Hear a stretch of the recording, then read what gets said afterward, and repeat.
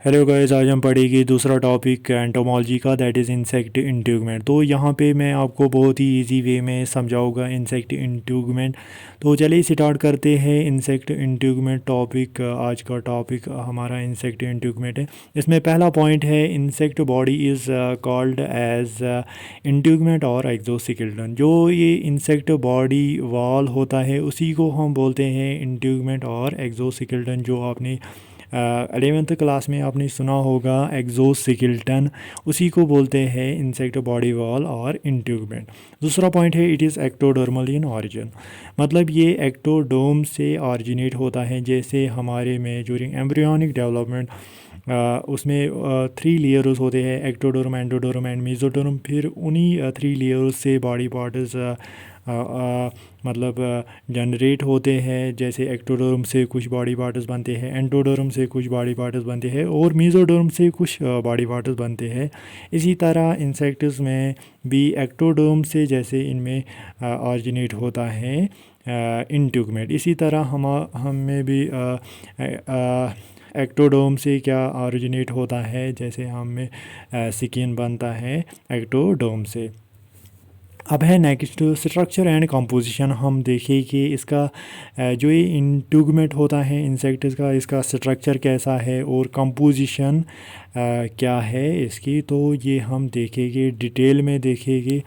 तो इसमें पहला पॉइंट है insect body wall consists of an inner cellular layer. इसमें 3 लेयर्स होते हैं। एक होता है inner cellular layer that is epidermis, और होता है एक आउटर नॉन सेल्यूलर लेयर, उसको बोलते हैं क्यूटिकल, एंड बेसमेंट लेयर होता है जो ये भी नॉन सेल्यूलर लेयर होता है।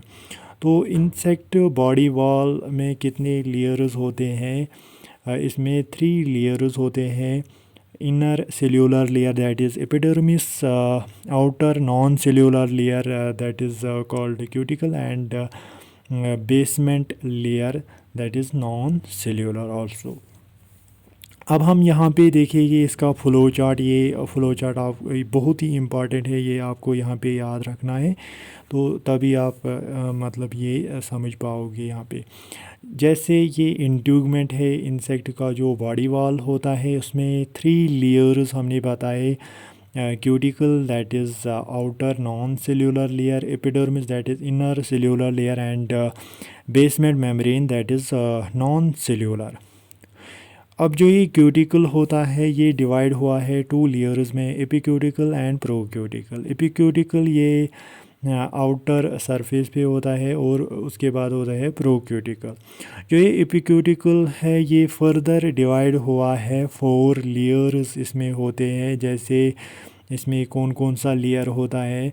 इसमें होता है cement layer, wax layer, cuticulin layer and inner epicuticle. तो ये है 4 लेयर्स जो होते हैं एपिक्यूटिकल में, ये आपको याद रखना है। ये हम आगे डिटेल में देखेंगे, ये लेयर्स डिस्कस करेंगे। पहले आप ये फ्लो चार्ट देखो। तो दूसरा है प्रोक्यूटिकल। प्रोक्यूटिकल डिवाइड हुआ है 2 लेयर्स में, एक्सोक्यूटिकल एंड एंडोक्यूटिकल। फिर है एंडोक्यूटिकल में 2 लेयर्स होते हैं, मीजोक्यूटिकल एंड ग्रैन्युलर सब क्यूटिकल। तो ये है यहाँ पे फ्लो चार्ट, ये हम आगे देखेंगे डिटेल में। सभी चीज़ें हम आगे देखेंगे वन बाय वन। तो पहले आप डायग्राम यहाँ पे देखो, फिर हम डिस्कस करेंगे सभी चीज़ें डिटेल में। तो यहाँ पे हमने बताया जो इनर लेयर होता है उसको बोलते हैं एपिडर्मिस, ये सेल्यूलर लेयर होता है। जो दूसरा लेयर होता है basement membrane that is non cellular layer, और फिर आउटर लेयर होता है क्यूटिकल। और क्यूटिकल हमने बताया है ये डिवाइड हुआ है 2 पार्ट्स में, एपिक्यूटिकल जो आउटर होता है ऊपर, एपिक्यूटिकल एंड प्रोक्यूटिकल फिर डिवाइड हुआ है 2 पार्ट्स में, 2 लेयर्स में, एक्सोक्यूटिकल एंड एंडोक्यूटिकल। और यहाँ पे और एक पॉइंट है इम्पॉर्टेंट, जो ये एपिडर्मिस होता है, इसकी कुछ सेल्स है वो मॉडिफाइड हुई है इनटू सीटा में, उनको बोलते हैं ट्राइकोजन सेल्स। तो ट्राइकोजन सेल्स कौन सी सेल्स होती है? ये वो सेल्स होती है एपिडर्मिस में जो मॉडिफाई हुई है सीटा में। और जो ये सीटल सॉकेट फॉर्मिंग सेल्स होती है उनको बोलते हैं टार्मोजन सेल्स। मतलब जो सीटा का सॉकेट्स बनाते हैं उनको बोलते हैं टार्मोजन सेल्स। तो यहाँ पे ये दो सेल्स बहुत ही इंपॉर्टेंट है। यहाँ पे ट्राइकोजन सेल्स क्या होते हैं और टार्मोजन सेल्स क्या होते हैं। ट्राइकोजन सेल्स ये वो सेल्स होते हैं एपिडर्मिस की जो मॉडिफाई होते हैं सीटा में, और टार्मोजन वो सेल्स होती है जो सीटा बनाते हैं। अब हम देखें कि सभी लेयर्स डिटेल में हम पढ़ेंगे। इसमें पहला है बेसमेंट मेम्ब्रेन, जो नॉन सेल्यूलर लेयर होता है। इसमें पहला पॉइंट है basement membrane forms continuous sheet below the epidermis. मतलब ये एक कंटिन्यूस शीट लाइक स्ट्रक्चर बनाता है बिलो द एपिडर्मिस, जो हमने पहले ही बताया, जो एपिडर्मिस के नीचे होता है। जैसे हमने फिगर में ये देखा, एपिडर्मिस के ये नीचे होता है।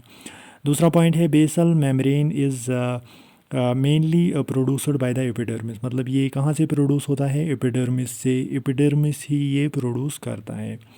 तीसरा पॉइंट है it is made up of lipid monolayer और bilayer and negatively charged. This may contribute to it is functioning as molecular sieve. मतलब ये किससे बना होता है? लिपिड मोनोलेयर और बाइलेयर इसमें होता है, और नेगेटिवली चार्जड होता है ये, जिसमें contribute to it is functioning as molecular sieve. मतलब मॉलिक्यूलर सिव ये एक्ट करता है, कुछ मॉलिक्यूल्स को ये अंदर आने देता है, कुछ मॉलिक्यूल्स ये अंदर आने नहीं देता है। अब है next point, chemically it consists of fibrous protein, collagen, glycoprotein and glucosamine ग्लिकन्स।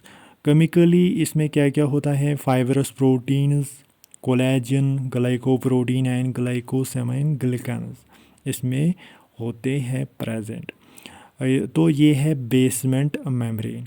अब है नेक्स्ट एपिडर्मिस। एपिडर्मिस जो सेल्यूलर लेयर होता है, तो ये एपिडर्मिस क्या होता है? It is an inner unicellular layer resting on basement membrane. मतलब ये एक यूनिसेल्यूलर लेयर होता है जो कहाँ पे होता है? बेसमेंट मेम्ब्रेन पे ये प्रेजेंट होता है। अब हम देखते हैं कुछ इंपॉर्टेंट फंक्शंस ऑफ एपिडर्मिस की। कुछ इंपॉर्टेंट फंक्शंस होते हैं, जैसे पहला है क्यूटिकल सेक्रीशन। मतलब ये क्यूटिकल जो सेक्रेट होता है वो यहाँ से ही सेक्रेट होता है, यहाँ से ही बनता है एपिडर्मिस से। दूसरा है digestion and absorption of old cuticle. मतलब ये डाइजेशन एंड एब्जॉर्प्शन करवाता है ओल्ड क्यूटिकल का। नेक्स्ट पॉइंट है वाउंड रिपेयरिंग। मतलब जो वाउंड रिपेयरिंग में भी ये हेल्प करता है इंसेक्ट्स में। जब कोई वाउंड आता है तो उसकी रिपेयरिंग यही करता है एपिडर्मिस। अब है next point gives surface look. मतलब शेप ये देता है इंसेक्ट के बॉडी को, ये शेप देता है।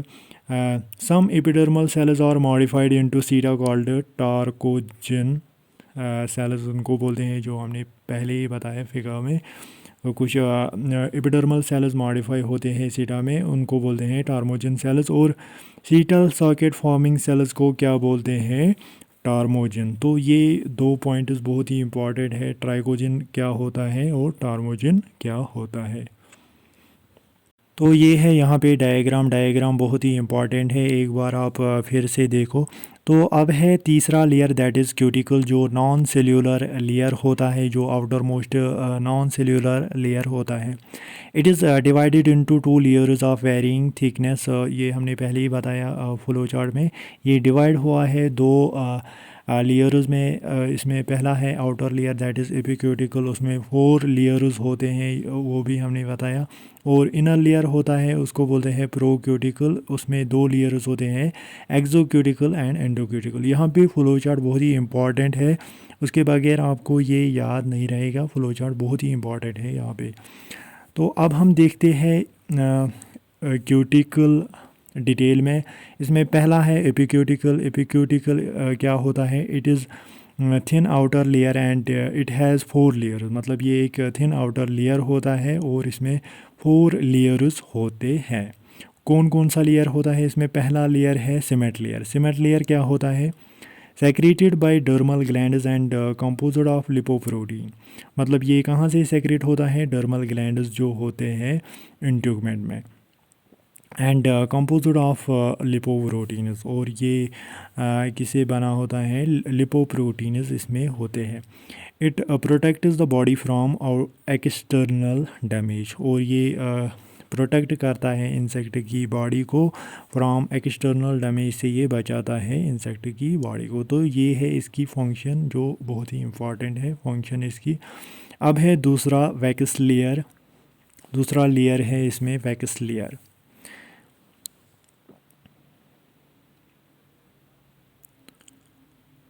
तो यहाँ पे जो इसकी जो ये फंक्शन है, ये प्रोटेक्ट करता है एक्सटर्नल डैमेज से। ये बहुत ही इम्पॉर्टेंट है फंक्शन, यहाँ पे आपको याद रखना है, बहुत ही इम्पॉर्टेंट है। अब है दूसरा वैक्स लेयर। वैक्स लेयर क्या होता है? It consists of long chain hydrocarbons, asters of fatty acid and alcohols, मतलब किन से बना होता है? Long chain hydrocarbons, asters of fatty acid and alcohols इसमें होते हैं।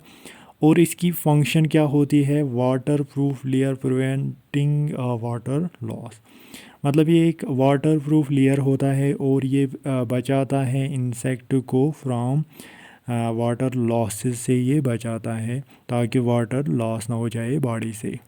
अब है तीसरा लेयर, दैट इज़ इनर एपिक्यूटिकल, जिसका दूसरा नाम है पॉलीफिनॉल लेयर भी इसको बोलते हैं। एक non static layer containing various types of phenols mainly used in the formation of protein, मतलब ये एक नॉन स्टैटिक लेयर होता है जिसमें बहुत सारे टाइप्स ऑफ फिनॉल्स पाए जाते हैं, और ये मेनली यूज़ होता है किसमें? In the formation of proteins, यहाँ से प्रोटीन्स बनते हैं इंट्यूबमेंट में। तो दूसरा है resistant to acids and organic solvents, मतलब ये रेजिस्टेंट होता है to acids and organic solvents. अब है चौथा layer, that is cuticulin layer. Cuticulin layer, it is an amber coloured thin layer over the surface of epidermis, ये एक amber coloured thin layer होता है over the surface of epidermis पे ये पाया जाता है। अब है प्रोक्यूटिकल। प्रोक्यूटिकल ये डिफ्रेंशिएट हुआ है एक्सो एंड एंडोक्यूटिकल में आफ्टर सेक्लेरोटाइजेशन प्रोसेस। सेक्लेरोटाइजेशन प्रोसेस क्या होता है? Hardening of cuticle. इसमें पहला है एक्सोक्यूटिकल, दूसरा है एंडोक्यूटिकल। एक्सोक्यूटिकल क्या होता है? It is darkly pigmented hard and sclerotised, मतलब ये डार्कली पिगमेंटेड, डार्क कलर्ड होता है, हार्ड होता है और सेक्लेरोटाइज्ड होता है, मतलब सेक्लेरोटाइज्ड का मतलब है इसकी हार्डनिंग हुई है। It offers rigidity to the cuticle and consists mainly of chitin and hard protein called sclerotin, मतलब ये ऑफ़र करता है रिजिडिटी क्यूटिकल को, और इसमें क्या क्या होता है? काइटिन एंड हार्ड प्रोटीन्स, उनको बोलते हैं सेक्लेरोटिन। अब है दूसरा एंडोक्यूटिकल, ये इसका अपोजिट है, मतलब ये सॉफ्ट होता है, लाइट कलर्ड होता है, अनसेक्लेरोटाइज्ड होता है, और इसमें क्या होता है? इसमें ज़्यादातर काइटिन होता है, और इसमें हार्ड प्रोटीन्स मतलब सेक्लेरोटिन एब्सेंट होता है इसमें। फिर है पोर कैनाल्स एंड क्यूटिकल, ये दो पॉइंट्स भी आप यहाँ पे याद रखो। पोर कैनाल क्या होता है? ये वर्टिकल कैनाल्स होते हैं जो एक्सो एंड एंडोक्यूटिकल से निकलते हैं, और इनका काम क्या होता है? ये ट्रांसपोर्ट करते हैं cuticular material and enzymes to epicuticle तक ये पहुंचाते हैं। फिर है क्यूटिकल। क्यूटिकल इस किससे बना होता है? काइटिन एंड प्रोटीन, ये आपको पता ही होगा। तो ये है क्यूटिकल। तो ये हमने बताया सभी चीज़ें इसमें एक्सोक्यूटिकल एंड एंडोक्यूटिकल जो होता है प्रोक्यूटिकल में। तो जैसे आप डायग्राम में देख सकते हो, प्रोक्यूटिकल डिवाइड हुआ है एक्सो एंड एंडोक्यूटिकल में। एक्सोक्यूटिकल जो होता है ये डार्क कलर्ड होता है, वायलेट एंडोक्यूटिकल ये लाइट कलर्ड होता है, यहाँ पे आप देख सकते हो। तो ये हमने कंप्लीट किया इंसेक्ट इंट्रीगमेंट। आई होप आपको समझ आया होगा।